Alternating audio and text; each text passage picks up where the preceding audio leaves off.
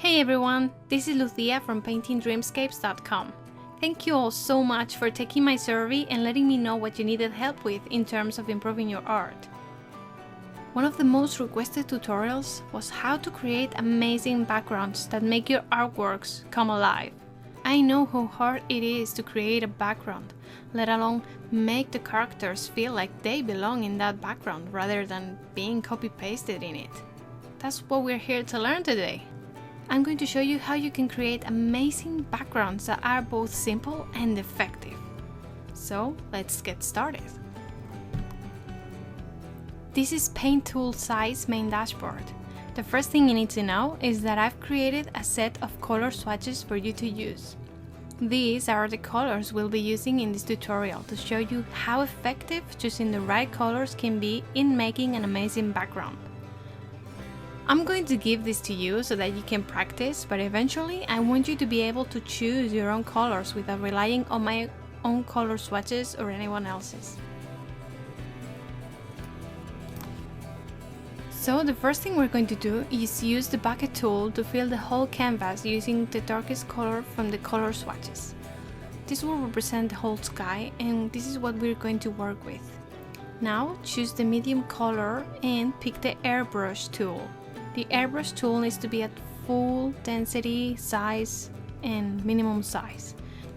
Choose the color in the middle of our color swatches and paint a line in the middle. We're creating a gradient in the sky from top to bottom, with the darkest part being at the top and the brightest part being at the bottom, because we're creating a sunrise scene. The bottom part represents where the sun is starting to rise. That's why it's brighter and more yellowish. So now that we have our gradient, we need to blend it all together so that it will be smooth. So choose the water tool and start blending everything together.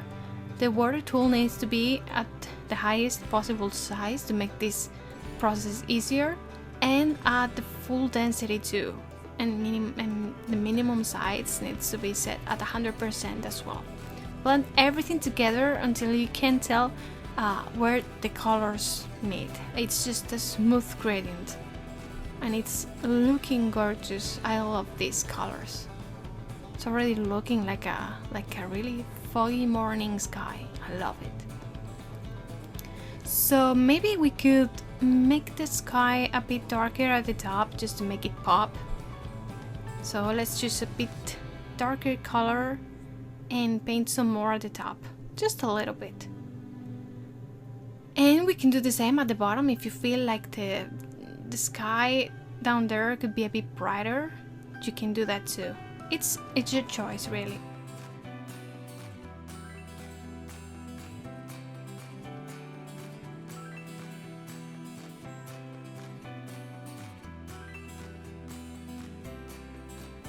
You don't have to do this if you don't want to. Just make sure that you blend everything together afterwards again to make sure everything is as smooth as possible.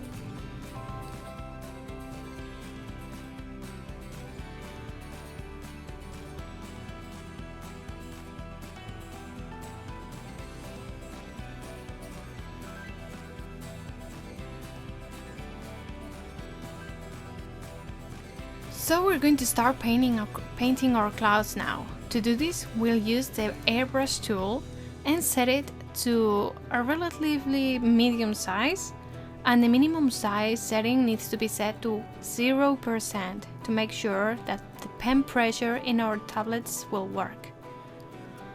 Set the density to roughly 50% too, so that it's not fully solid and you're able to create brighter and darker areas depending on the density and the pressure of your pen. Use a darker hue, like a bit darker than the sky. Make sure it's not gray, because then your clouds will look weird. Just a bit darker than the hue of the sky. And I'm creating clouds, and my shapes are very basic. You're welcome to Google some better cloud shapes to make them look more realistic. The only thing that matters really is the colors, and to make sure that the clouds at the top of the sky look bigger than the ones at the bottom of the sky, because doing this will help create a depth of field in your artwork. It will look like the clouds at the top are bigger because they're closer to the viewer, and the clouds that are smaller are that size because they're farther away from the viewer, and that will really create a depth of field in your artwork that will bring it to life. In this area that is brighter because the sun is there, you can use a brighter color and not have such dark clouds. But feel free to test with different colors and shapes and see what you like best. For example, a super white cloud at the top, it just doesn't look good. And same will go for a super dark cloud at the bottom where the sun is illuminating them, so they will look really weird if they were too dark. So yeah. Another thing that you can do is choose a texture for your airbrush. For example, the spread texture at 100% really creates a lovely texture in your clouds that make them look super fluffy. So I do recommend that you use this setting when you're creating clouds, just to make them a little bit more fluffy and beautiful, and I just love clouds. So just repeat the process with the rest of the clouds. In the middle areas you can use brighter clouds that are more white, and they will look incredible. So just play with the colors and the textures and have fun. That's what matters the most, that you enjoy the process, because if you're not enjoying the process of creating art, then you're doing something wrong. So just enjoy everything. It doesn't have to be perfect from the start. There's magic in testing things and seeing what works, what doesn't, and that's it. Just enjoy it.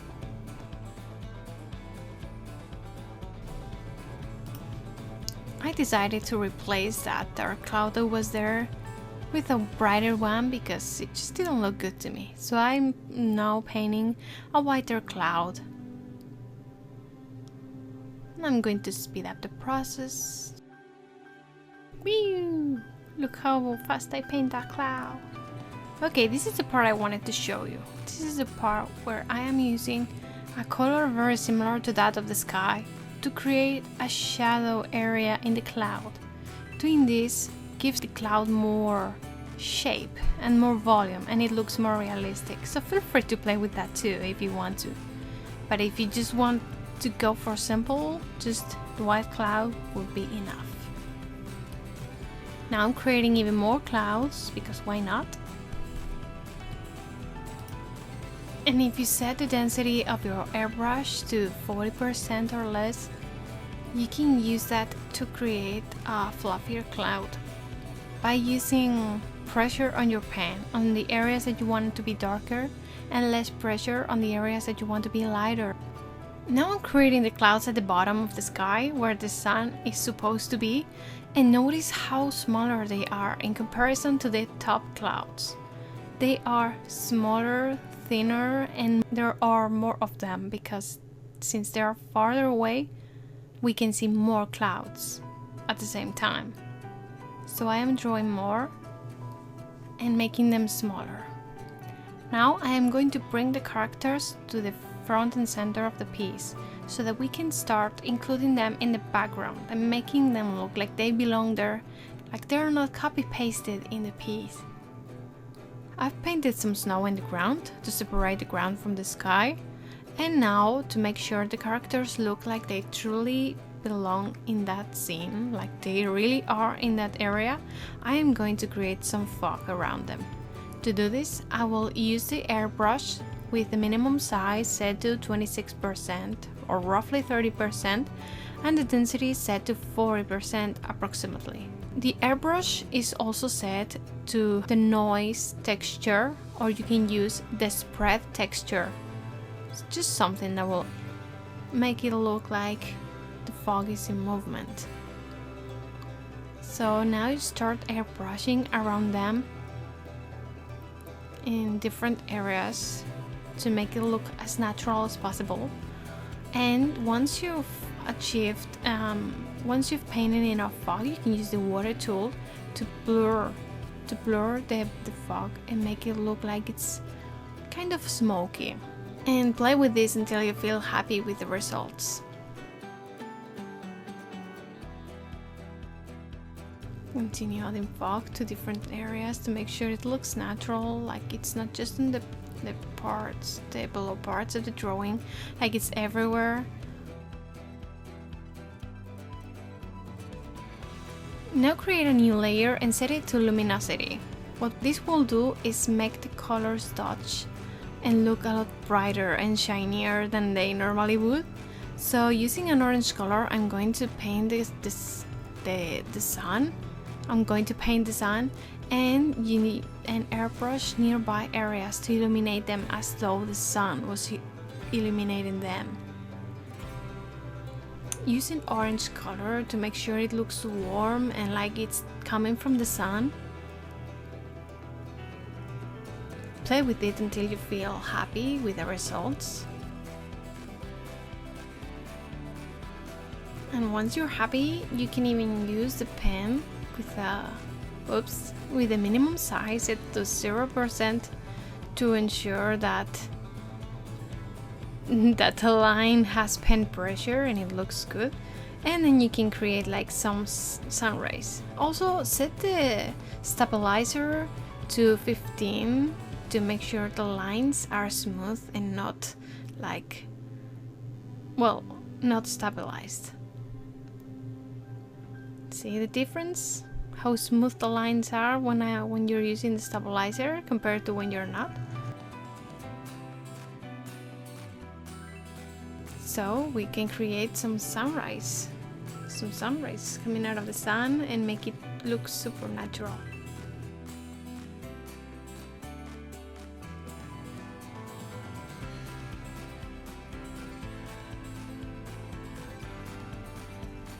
You can use the water tool to blend the sunrise a bit, just so that they are not like too obvious or stealing all the attention. And now you can use the airbrush in the same luminosity layer to add some sunshine to its sun ray and make it look beautiful. Now I'm airbrushing over the characters to make them look shiny and like sun is really shining in their faces. And you can even use a bit of purple in the same layer as well to create like the areas that aren't illuminated by the light, they will be a bit bluer or purpler. So that will also make it look more natural and like they truly are in that setting. You can play with the hues and the saturation of your background if you think it's not to your liking, and you can tweak the colors and the contrast and the saturation to see what you like best. And if you think their faces look just too shiny, you can always remove part of this layer and then use the water tool to blend everything together again so that it's a bit brighter but not so bright, and just adjust it as you see fit.